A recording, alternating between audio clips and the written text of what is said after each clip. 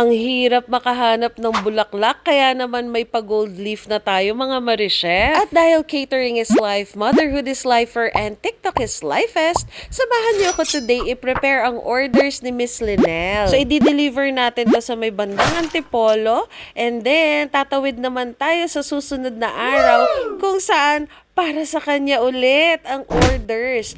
But this time, it's from her friends kasi magkakaroon siya ng surprise bridal shower. O diba, Spandies 2 days in a row. Ang request naman ni Miss Denise is kailangan daw talaga super ganda para daw very special.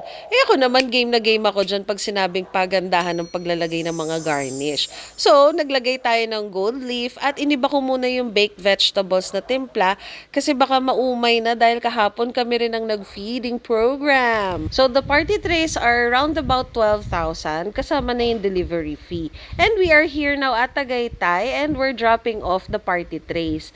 I just want to say, ang sweet ng mga friends ni Miss Linel. Napansin ko lang talaga kasi lahat sila nag-e-effort and genuinely excited. Tapos ang gaganda nilang lahat na nila lang. Nahiya na nga ako sa itsura ko mga Marichef. Nakachinelas pa ako. So, ayun lang. I just wanna say, kung di ganyan yung mga friends nyo, salamat na lang. Charot! Ito na ang surprise! It's me again!